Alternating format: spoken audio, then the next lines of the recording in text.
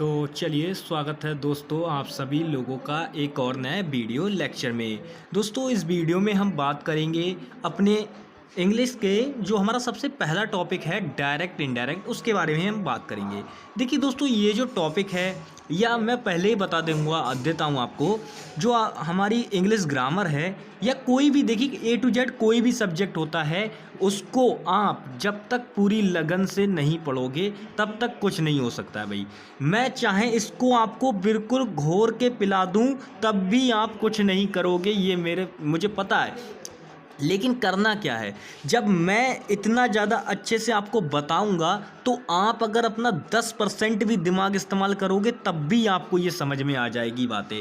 ठीक है, तो चलिए ज़रा शुरू करते हैं। सबसे पहले मैं बात करता हूँ कि ये डायरेक्ट और इनडायरेक्ट ये होता क्या है भैया। सबसे पहले यहीं से बात शुरू करते हैं, लेकिन इससे पहले भी एक छोटी सी चीज़ आती है कि नरेशन क्या होता है। देखिए दोस्तों, नरेशन को जब हम हिंदी ट्रांसलेट करेंगे तो इसका मतलब होता है वार्तालाप, यानी कि दो लोगों के मध्य होने वाली जो बातचीत होती है उसमें क्या होता है। यार देखिए सिंपल है, अगर दो लोग आपस में बात करेंगे तो एक दूसरे को कोई ना कोई सेंटेंस ही तो बोलेंगे, भाई तू कहाँ जा रहा है, क्या कर रहा है, मतलब कोई ना कोई कथन होगा।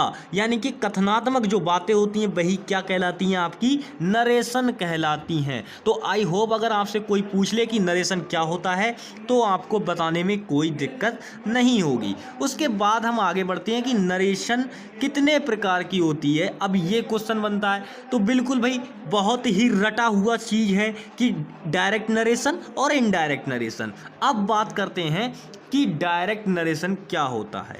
तो ध्यान दीजिएगा दोस्तों, डायरेक्ट नरेशन कुछ इस प्रकार से होता है। मान लीजिए ये इस प्रकार से देखिए, ये क्या है, ये दो व्यक्ति हैं। कौन है? दो व्यक्ति हैं।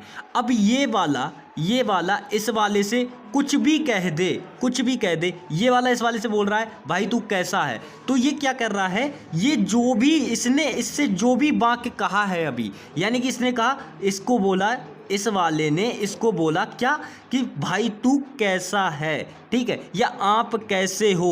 तो इसको जो भी इन दोनों के बीच ये बातचीत हुई, इन दोनों के मध्य जो भी बातचीत हुई है वो क्या कहलाएगी, डायरेक्ट नरेशन कहलाएगी। तो आई होप कि आप समझ गए होंगे कि डायरेक्ट नरेशन क्या होता है। आई होप कि आपकी समझ में आ गया होगा। अब इस प्रकार से देखिए, मैंने बोला यहाँ पे ये वाला पहला व्यक्ति, मान लो इस वाले को ही आपका पहला व्यक्ति हो गया, राम आपका दूसरा व्यक्ति हो गया, यानी कि वह कहता है। अब किसी से तो कह रहा होगा, ठीक है, किसी से तो कह रहा होगा, यहाँ पे ऐसे तो है नहीं कि अकेले बड़बड़ाएगा।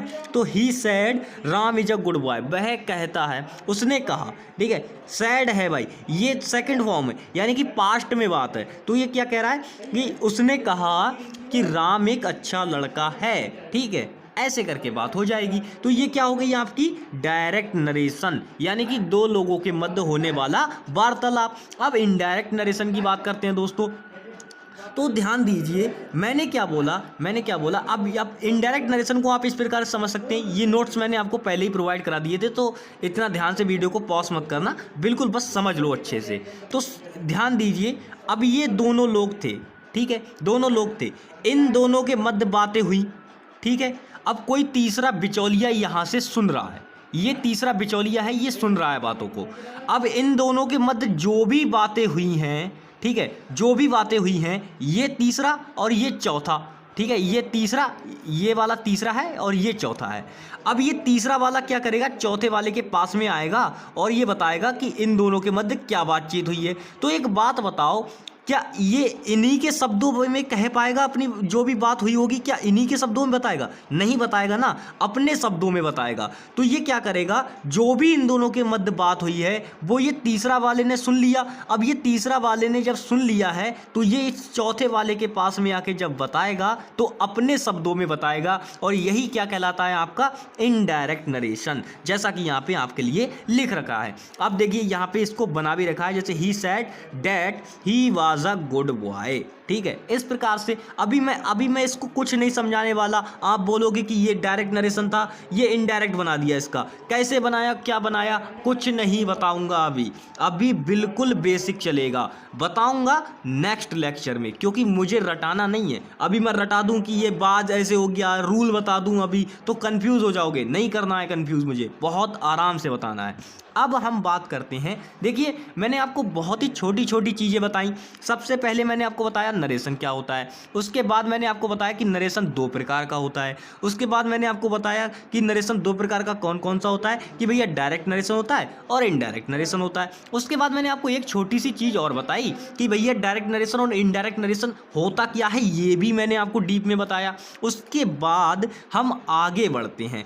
अब हम बात करते हैं जो हमारी डायरेक्ट नरेशन होती है। देखिए इनडायरेक्ट नरेशन के तो भाग पूछता नहीं है, लेकिन डायरेक्ट नरेशन के भाग हमें पता होना बहुत ज़रूरी है, हम तब ही चेंज कर सकते हैं, ठीक है। तो सबसे पहले डायरेक्ट नरेशन के भाग देख लो। तो चलिए मैंने ये डायरेक्ट सेंटेंस ले रखा है, यानी डायरेक्ट नरेशन ले रखी है, he said I am a good boy. अब एक दिमाग में प्रश्न घूम रहा होगा आपके कि हमें ये कैसे पता चला कि भैया ये डायरेक्ट नरेशन है। तो दोस्तों इसके लिए मैं अगर बताऊं, बहुत ही सिंपल पहचान है। वो क्या है, आप ये कॉमा देख लो और ये इन्वर्टेड कॉमा देख लो, बस, और कुछ मतलब नहीं। आपसे कोई भी पूछ ले, कोई सेंटेंस लिख दे, ऐसे करके कोई भी सेंटेंस लिख दे और आपसे पूछे बताओ भैया इसमें कौन सा नरेशन है, तो सिंपल आपको क्या चीज़ देखना है, कॉमा देखना है, इन्वर्टेड कॉमा देखना है भाई, बस इतना ही काम करना है और इतने में ही आपको पता चल जाएगा वो कौन सी नरेशन है, आपकी डायरेक्ट नरेशन है।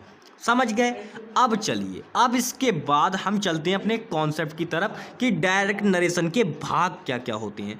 तो दोस्तों अब यहाँ पे समझने वाली बात ये है कि ये जो कॉमा और इन्वर्टेड कॉमा के जो इधर का भाग है, ये वाला जो भाग है, ये मैंने सर्किल इसकी तरफ बना दिया है, ये वाला जो भाग है ये कहलाता है आपका रिपोर्टिंग वर्ब।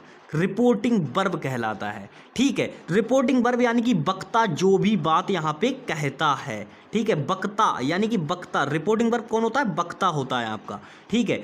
अब उसके बाद अब ये आपके दिमाग में प्रश्न उठ गया होगा, मुझे पता है उठ गया प्रश्न कि ये वक्ता क्या होता है। तो भैया वक्ता वही होता है जो अपनी बात कहता है। वक्ता पढ़े हो ना हिंदी में, अपनी बात कहने वाला, तो आपको पढ़ा होगा वक्ता, तो वही है यहाँ पे, ठीक है।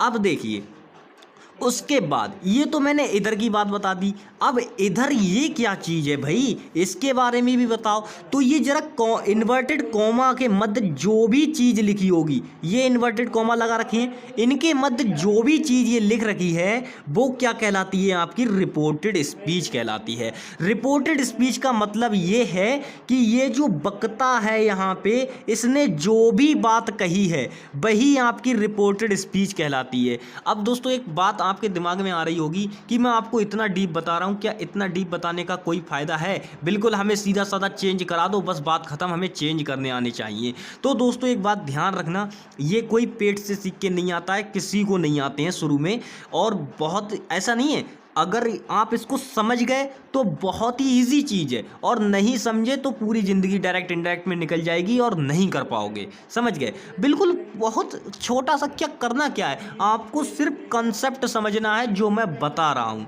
बस इतनी बातें समझ में आ गई, आई होप समझ में आ गई होंगी। चलिए आगे बढ़ते हैं दोस्तों, आगे हम बात करते हैं रिपोर्टिंग वर्ब के बारे में। मैंने यहाँ पे आपको बता दिया है दोस्तों, उसके बाद रिपोर्टेड स्पीच के बारे में मैंने आपको बता दिया, ठीक है दोस्तों। अब देखिए, अब इतनी चीज़ ये आपका डायरेक्ट इनडायरेक्ट का बेसिक हो गया, बेसिक इतिहास मैंने आपको बता दिया है डायरेक्ट इनडायरेक्ट का पूरा। अब आपकी जो नेक्स्ट क्लास होगी वो होगी रूल से रिलेटेड, यानी कि उसमें मैं आपको रूल्स बताऊंगा, ठीक है। मैंने आपको पीडीएफ नोट्स ऑलरेडी प्रोवाइड करा दिए हैं, आप उनसे नोट्स बना लेना, ठीक है। तो आज की वीडियो में बस इतना ही दोस्तों, मिलेंगे नेक्स्ट वीडियो में, तब तक के लिए bye bye, take care and जय हिंद।